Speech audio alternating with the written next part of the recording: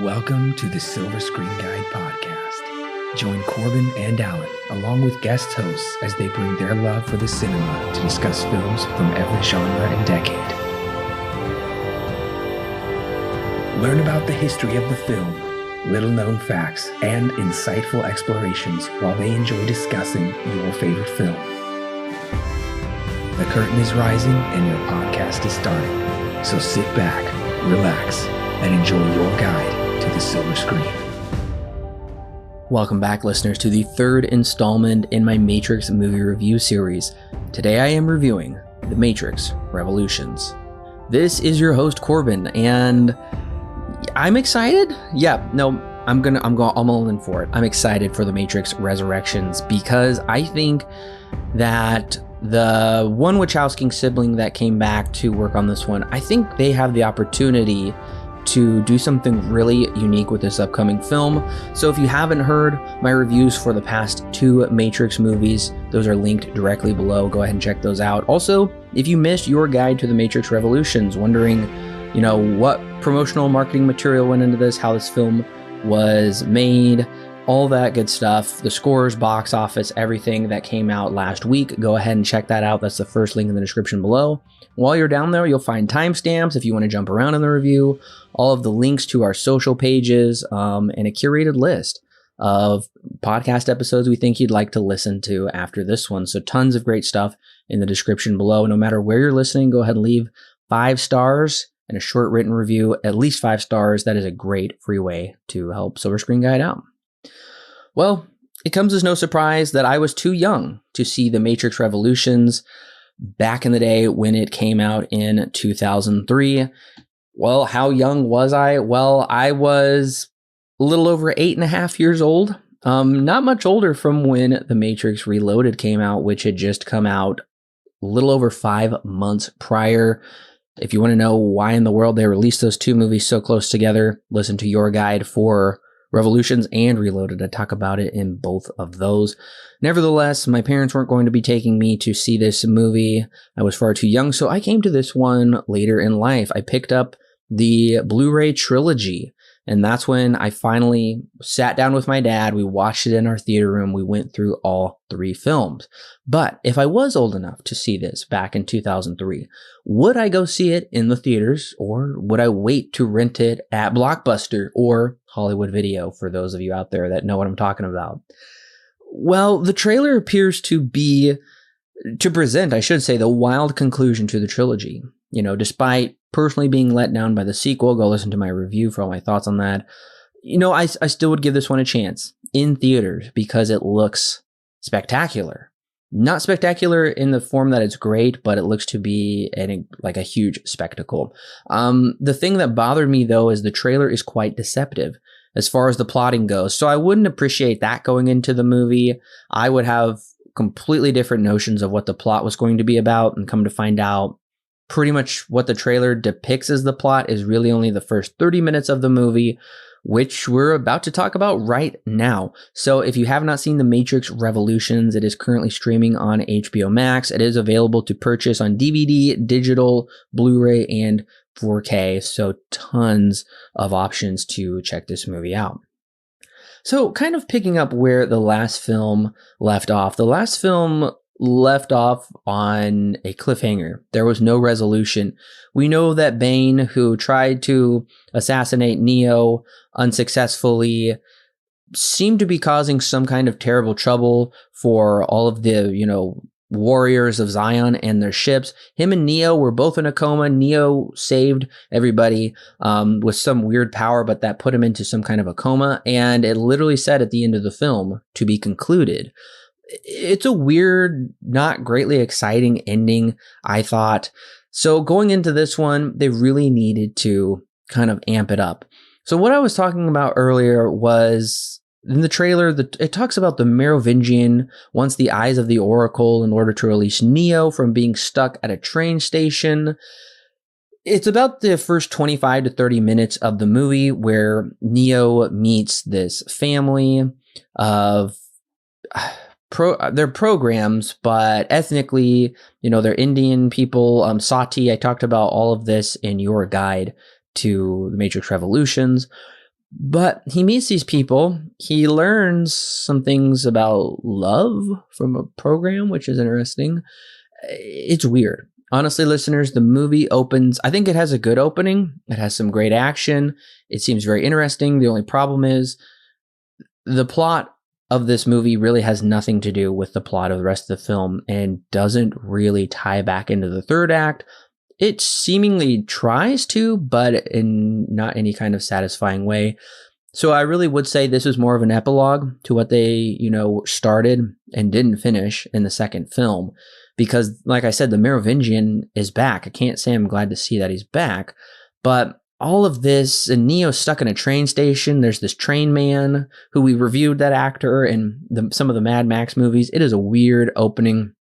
But, I mean, to delve into some of the positives right off the bat is they are at this weird Merovingian S&M nightclub, which I gotta say I'm really tired with their fascination with weird, depraved sexual stuff. I could really do without some of that. That was just, honestly, some of it was hokey, seeing these people dressed up in their S&M outfits, but nevertheless, they do have this really cool upside down fight right before they get into the club, which harkens back to the first film, but doing something new. I really like that. I do like the idea of Neo's quest in this movie, going to the Machine City. Feels a little bit, Wizard of Oz, got to get to the Emerald City. He has to get to the source. That's what the architect tells him, is you have to get to the source. And that's what he finds out. Those are the feelings that he finds out. And that's how he's able to just stop the machines in the real world, is he's tapping into the source. While the Zion stuff isn't all that great in this movie, I will say it at least provides what was missing from the second film. We should have saw this, because in the second film, they talked about, the machines are drilling, they're going to reach Zion. We never got to see any of that. There never was that tension. We really needed to see some preemptory battles happening between the humans outside of Zion and the machines in the real world in order to create that excitement. It just wasn't there. The second movie didn't have it. This one does have it, so I do like seeing some of that. There is a really cool shot at the end, seeing all of the Smiths lined up to watch Neo fight. I think that's kind of iconic, seeing Neo and Smith go fight it out in the rain. I will say, though, I can only watch people punch each other so many times, though, before it feels pointless and unintelligent. And that's one of, these critical points I feel like with these Matrix films, is after 3 movies, watching them so close together, there is so much punching and fighting. After a while, it really loses its luster. It's choreographed well. It looks awesome in some parts, but it's just not as great. And thankfully, this fight isn't going to be the crazy rematch that you thought it was going to be, per se. He's not fighting 1,000 million people all at once. It really is just a mano a mano. So in that way, it is a little bit more satisfying than what we saw in the second film. One of the disappointing aspects of this is that it very much is a part 2. It is a weird part 2. It doesn't much conclude with the first movie. So while this is the third installment, it's the second part to the second film. It's a weird setup for a trilogy of films. I don't really like the way that it's set up. And of course, the new actress that plays the Oracle does a very good job. I think it is probably going to be jarring for some people, and it is just an interesting way to start the movie off. There's also still no sense of urgency with these machines. I talked about, I liked seeing them finally fight these machines. We just don't get to see that until like an hour into the movie. Also, there's this entire subplot with Bane, once again, where he is this bad guy, sleeper agent, trying to take out Neo. He's actually Smith. He's been taken over by Smith. That's why you learn he's not just some, fanatic. He really is not in control of his own actions. He's the one that blinds Neo. It's not terribly exciting. And I will say in general, it's hard to get excited about the action in this movie because it really is just a bunch of CGI creations, happening mostly to characters we don't care about nor have much of an investment in. And we don't have much of an investment in the fall of Zion, except we know that, we want the humans to win, but they didn't create the sense of urgency. They didn't build these characters. Commander Locke, and these council members, even the kid and some of these, all these other people are pretty much cardboard characters, don't have much depth or dimension to them whatsoever. Now, in that, interlude into the Matrix stuff, I think we got a little bit more of those characters arcs, but they're just not here in the movie, unfortunately. And they didn't really sell me on this apocalyptic moment, this Armageddon style battle. It really is supposed to be, the final battle between humans and the machines. And clearly that's not true because we're getting Matrix Resurrections, but I'm just not buying it. It's not that exciting. This is no Battle of Helm's Deep. Now, I've touched on this a number of times, but I want to dive into it finally right here. Is Sati and her family annoying as personified programs? I get it. We've seen this a number of times. The Merovingian's a personified program. I don't understand a program having a wife and begetting a child and a program that can love. I mean, they're not really having much of a commentary here on what they're saying. They're just showing Neo that there's more than meets the eye to this somewhat artificial intelligence, I suppose. Somehow this program has unlocked the meaning of life with love and karma and all these things. It's weird because I don't think they're going to come back around, but they do come back around because in the end, Sati is taken. I forgot all about her being taken until the very final scene. The Oracle is taken over by Smith, but then she's freed. Then Sati does come back and she just kind of creates this weird rainbowish thing in the sky for Neo. It's all very head scratching. It is a weird way to start the movie because it does feel more like an epilogue, and it's a weird way to end it. One of the biggest missteps is also, I'm still not sure why Neo and Trinity love each other, except that the Oracle told her she would in the first one. I don't think they have a ton of chemistry. Carrie-Anne Moss does a great job as far as, romantic chemistry goes. I think I don't really always get it from Neo. I know he rescued her. Their relationship just feels more perfunctory, like it was just written on the page and not that it's, really something that's happening to these characters. That's a huge misstep. I'm hoping that there's more of a deeper connection with these characters because there's just really not across this trilogy. I always remember the mech suits shooting straight up at the machines to be like a goofy arcade game, and it still is just that. Eventually the visual spectacle really does amp up to something that is incredible to watch, but honestly, it's just these, shooting giant Gatling guns pretty much forever at these machines. It really feels more like an arcade. And I get, they're taking some stuff from video games, but it feels either nostalgic or outdated. It doesn't really work for me because a lot of this stuff is just shooting guns, shooting bazookas. It's just not exciting, and there's no stakes, and we barely know these characters, so I really could care less if they die. I know that sounds callous, but it's a writer's job to make us care about these characters, especially if they're going to give them poignant on-screen deaths. Speaking of, on-screen deaths, Trinity's accidental death is frustrating, especially since Neo saved her in the last movie, and she really doesn't do much in this one, except she does save his life in the beginning, somewhat, helps him out a couple times through. I really just feel like Trinity got the shaft in this movie and across the whole entire series. I feel like she wasn't much of an integral part, especially because the architect was, I guess this was the architect's prediction in the second one was, you can't really have it both ways. And he doesn't. He gets to free the world, but he loses Trinity. That emotional impact is lost on me. It's just not there, especially when Neo's, more fascinated with how he can see all these glowing lights despite being blind, and Trinity's, passing away in his arms. Not terribly happy about that. But the worst thing about this movie, and I think a lot of people will agree with me, is the ending is a big what the fudge.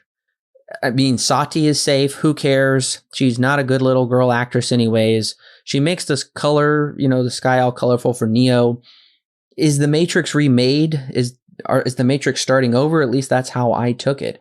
Is that the architect and the Oracle, are parting ways on amicable terms. The machines are now going to leave the humans alone. Neo was the Christ sacrifice. He even has a giant bright cross shoot through his chest, and he destroys Smith, who is kind of like the yin to his yang. He's the Antichrist. He's the, Satan, the spirit brother of Jesus. They're pulling from so many different, religions here at the end. And yeah, I mean, I just don't care about Neo's fight with Smith. There's so much of this movie that seems so aimless and without reason and purpose. And ultimately, at the very end, I just don't care. It's a wildly frustrating way to end the trilogy. The Oracle says she'll suspect we'll see Neo again someday. Okay. Yeah, I guess he'll be reincarnated, just like he is a reincarnation of the original one, I suppose.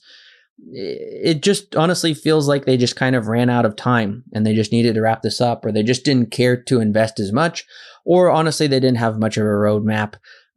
This trilogy feels like a better trilogy, than the new Star Wars sequel trilogy. That one is completely insane and unfollowable.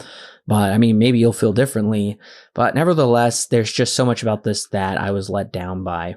The Matrix Revolutions is a palatable, albeit confusing ending to the original trilogy. It goes down easy because there's quite a bit going on, unlike last time, which was a fairly one-track-minded film.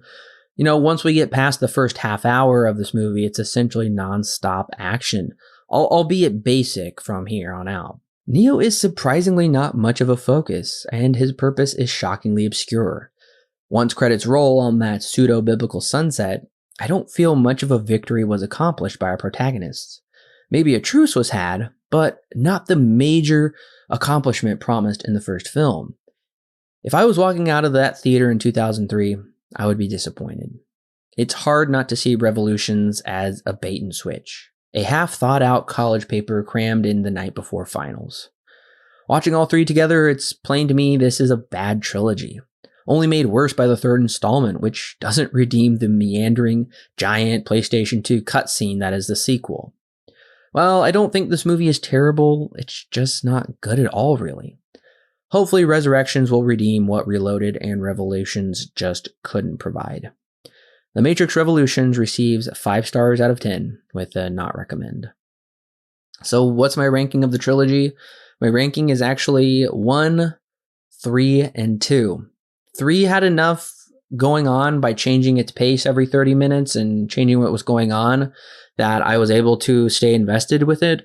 Whereas my thoughts on 2 just haven't changed. I think 2 probably has, some things going for it that might be a little bit better, but I think those overly elongated action sequences just ruin it and really put it off from me. So, I guess I would probably watch Revolutions over 2, but Revolutions is pretty much tied into 2, so 2 and 3 are just kind of one gigantic movie. I couldn't imagine sitting down watching them back to back though. So if I didn't already own the trilogy, I wouldn't be picking this one up. It's one I can't really ever see myself returning to unless I'm showing it to a friend or maybe with my kids someday.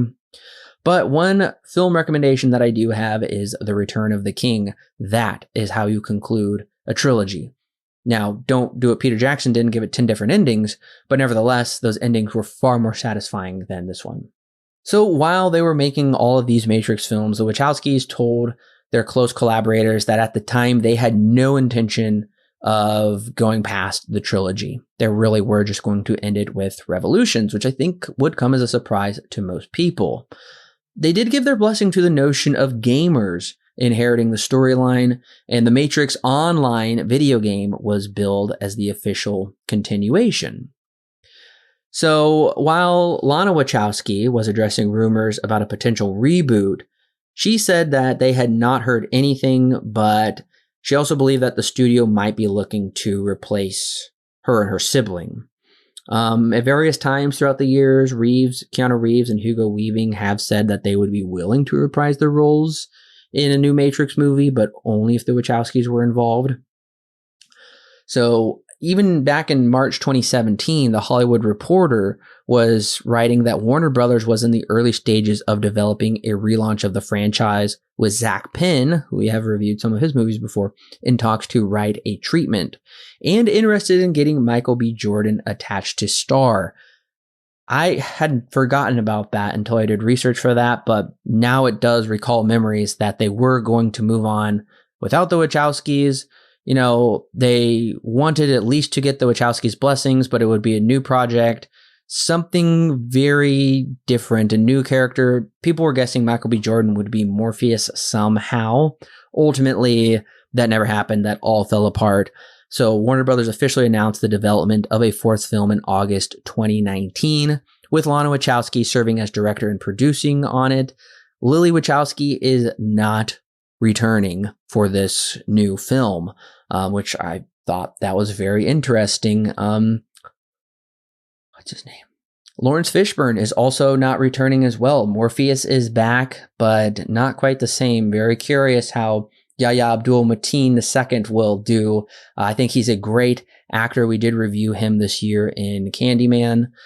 I'm curious to see what they're going to do with that. Well, listeners, the question after the show is, what do you make of the ending of this film? What is your interpretation? Do you think it's a good ending? Do you think it's satisfying? You know my thoughts on it. I'm curious to know your thoughts as well. Send me an email at silverscreenguide95@gmail.com. I will read your answers and I'll read them on the show next time. Curious to see what some of you thought of the ending of this film. So I'm excited. I'm coming back next week with The Matrix Resurrections. Curious to see if they can redeem, what they started here with this initial trilogy, seeing if this will, if it's popular enough, it's going to spark a Matrix 5, maybe a Matrix 6 as well. Curious to see where that will go, or if it'll get a TV series on HBO Max. I don't think that's out of the realm of possibility. So thank you, listeners, for coming along with me on my review of The Matrix Revolutions. I love talking about movies, and I love talking about them with you. So make sure to share with your friends and family. And if you have not yet subscribed, go ahead and do so now, so you'll be notified when my review for Matrix Resurrection drops next week. I will see you then, listeners.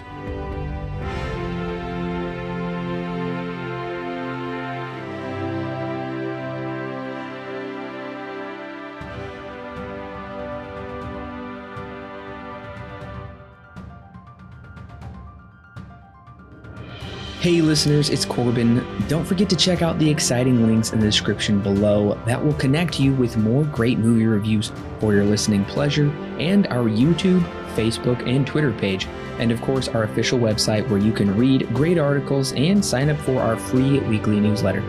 Also, if you want exclusive bonus content such as extra movie reviews, movie commentaries, and our thoughts on the latest movie news and trailers, plus more, then check out our Patreon page. It's a great way to help keep this show free, and it gives you great content that's yours to keep. All of that and more is found in the description below. Don't forget to subscribe whether you're on YouTube, Apple, Google, or Stitcher, or your favorite podcast service. And while you're at it, please leave us a 5-star review so other movie lovers can more easily find our podcast. We love talking about movies, and we love talking about them with you. So don't forget to share with your friends and family, and we'll see you next week, listeners.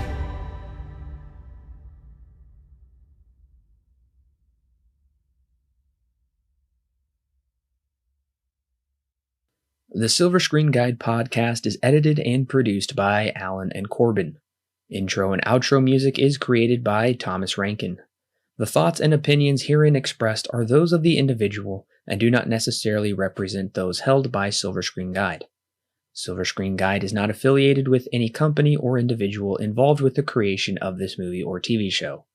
No portion of the podcast may be used without express written permission from Silver Screen Guide.